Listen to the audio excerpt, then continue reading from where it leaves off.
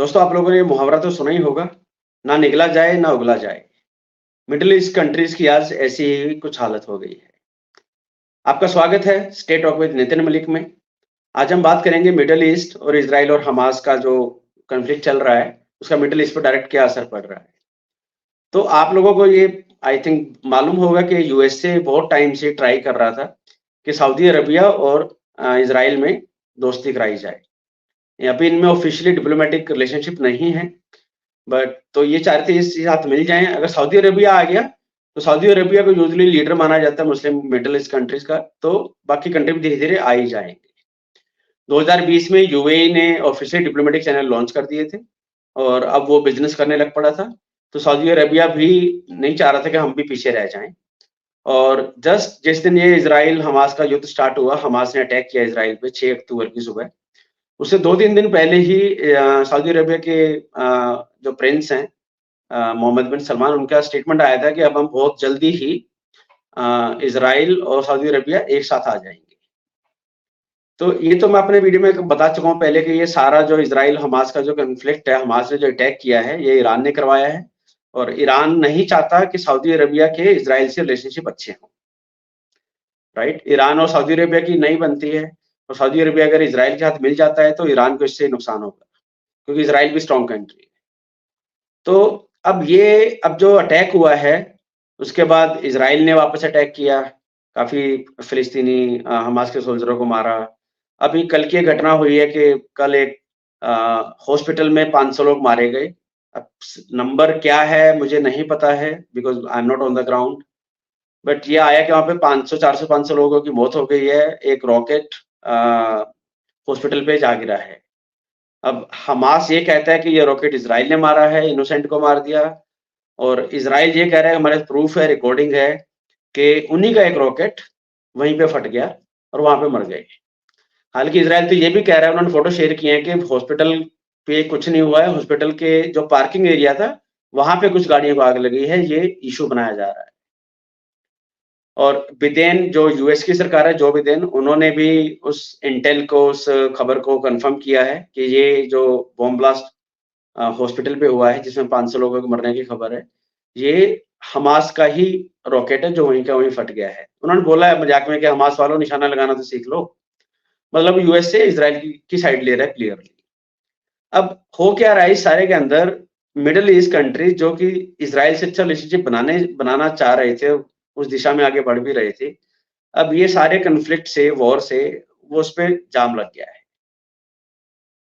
ऐसा क्यों है? सी जो गवर्नमेंट्स हैं यूएई में, जॉर्डन में, कतर में, अ ये इराक में, सऊदी अरबिया में, राइट? ये सब की सब जो गवर्नमेंट्स हैं वो तो इज़राइल से संबंध बनाना चाह रही हैं, क्यों? उनको प्रॉफिट दिख रहा है, जो कि सही भी है। वो प्रॉफिट अल्टीमेटली कौन लेगा? आपकी जनता ही तो लेगी, उन देशों की जनता ही तो लेगी।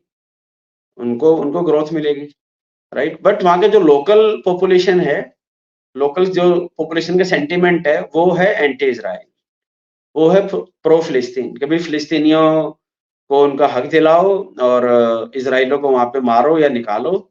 और ख़ासकर जब से ये परसों जो अटैक हुआ है हॉस्पिटल पे, जिसमें कह रहे हैं 500 लोग मर गए, उसके बाद से ऐसे विरोध इन मुस्लिम कंट्री में और ज़्यादा बढ़ गए। अब सऊदी अरबिया और यूएई, ये सारे कंट्री, गवर्नमेंट तो यही चाहती है कि इनसे रिलेशनशिप अच्छे हो जाएँ। बट अब जनता के अगेंस्ट कैसे जाएँ? हालाँकि इन सारी कंट्री में कहीं पे डेमोक्रेसी नहीं है। राइट? बट एक एक होता है ना कि लोकल पॉपुलर पीपल सेंटिमेंट होता है। आप उसको आउटराइट डिनाई नहीं कर सकते, उसको मना नहीं कर सकते कि नहीं ये तो है ही नहीं, हम तो ऐसे ही करेंगे, राइट? तो थोड़ा-सा इनको बैलेंस करके चलना चलना पड़ रहा है, जो कि बड़ा ही ट्रिकी हो रहा है। क्योंकि अभी इज़राइल ये प्लान कर रहा है कि हम गाज़ा में ऑन ग्राउंड घुसेंगे और हमास के आतंकवादियों को मारेंगे।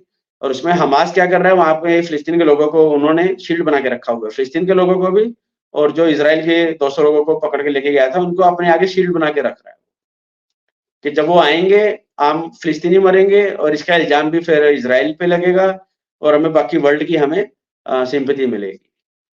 तो हमास हमेशा से विक्टिमहुड का रोल प्ले करता आया है कि हम तो विक्टिम हैं, हम तो बेचारे, हमें मारा जा रहा है। हमास का लोग कम मरते हैं, आम फिलिस्तीनी ज़्यादा मरते हैं हमास के कारण, राइट? तो इस सब में जो लोकल पे जो हो रहा है उससे जो सरकारी ये जो मिडिल ईस्ट की सरकारें हैं ये बेचारी बीच में फंस गई हैं, ना निकल सकती हैं ना उगल सकती हैं। अब ये बैक चैनल पे तो ट्राई कर रही हैं इजराइल से संबंध बना के, भाई आप प्लीज कंट्रोल करो, ज्यादा लड़ाई मत बढ़ाओ। इनका ये भी वहां पे ये कर रही हैं, बट फ्रंट पे ये बोल रहे हैं नहीं इजराइल गलत कर रहा है, इजराइल के खिलाफ बोल रही है। अब यूएई को अगर ये रिलेशनशिप टूटता है, यूएई को कई सौ अरबों करोड़ों का डॉलर का नुकसान होगा। उनकी ऑलरेडी डील साइन हो चुकी है इजराइल के साथ, गैस की, ऑयल की, टेक्नोलॉजी की। सऊदी अरबिया के भी डील साइन नहीं हुई है, बट वो फॉर्मल डिप्लोमेटिक रिलेशनशिप अभी बनने वाले थे। उन्हीं रिलेशनशिप के बेस पे आगे फिर बिजनेस डील सेटअप होती, राइट। उनका भी काम पीछे रह गया। कतर का क्या सीन है, कतर चाहता है कि इंटेलिजेंस पे काम किया जाए, और इंटेलिजेंस इजराइल के पास काफी अच्छे टूल हैं, इसलिए वो उनको लिवरेज करना चाह रहा था। तो ऐसे के अंदर अब लोकल सेंटिमेंट को कैसे दबाया जाए या उसको ज्यादा उकसाया ना जाए, राइट, और सरकार से रिलेशनशिप भी बनाया जाए, ये टाइट रॉप है, राइट। टाइट रॉप वॉक करनी पड़ रही है, जो कि आने वाले दिनों में थोड़ा मुश्किल होने वाला है अगर ये वॉर जल्दी खत्म नहीं होती है। ये बात तो तय है कि अभी अगले 4-6 महीने अगर आज भी वॉर खत्म हो जाए फॉर एग्जाम्पल, और मैं चाहता हूँ हो जाए किसी कुछ भी करके, आज भी अगर वॉर खत्म हो जाए इजराइल हमास की, तो अगले 6 महीने साल तक तो कुछ नई डेवलपमेंट नहीं होगी।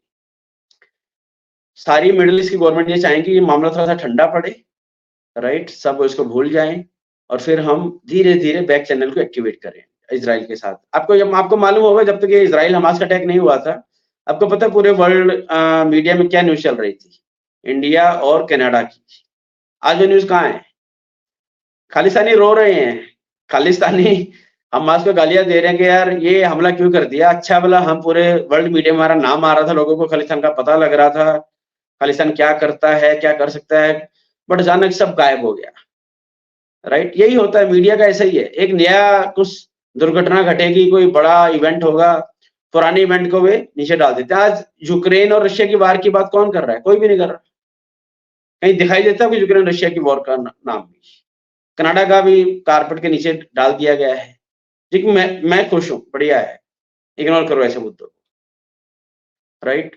तो सऊदी अरेबिया कंट्री भी यही प्रे कर रहे हैं, जो गवर्नमेंट लेवल पे लोग ऑफिशियल है, कि यार कुछ ऐसा हो कि ये नीचे हो जाए, इसका इतना मीडिया कवरेज ना हो। मीडिया कवरेज नहीं होगा, देखो लोगों की मेमोरी बहुत शॉर्ट होती है, और ये सच है हर जगह, इंडिया में भी। एक इवेंट होता है, उसके ऊपर लोग इकट्ठे होते हैं, सोशल मीडिया पे बातें होती हैं, डिस्कोर्स होता है, चैनलों पे टीवी चैनलों पे डिबेट होती है, फिर कुछ नया आता है और उस पुराने को भूल जाते हैं, फिर नए पे लग जाते हैं। लोगों को रोज एक नया नया मसाला चाहिए, राइट।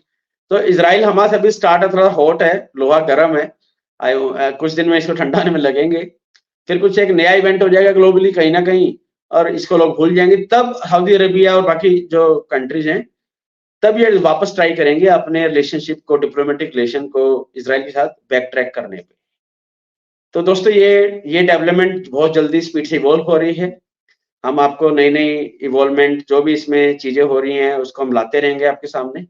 अगर आपको वीडियो पसंद आया हो तो प्लीज वीडियो को लाइक कीजिए, चैनल को सब्सक्राइब कीजिए, और जल्दी मिलते हैं अगले वीडियो में। थैंक यू दोस्तों।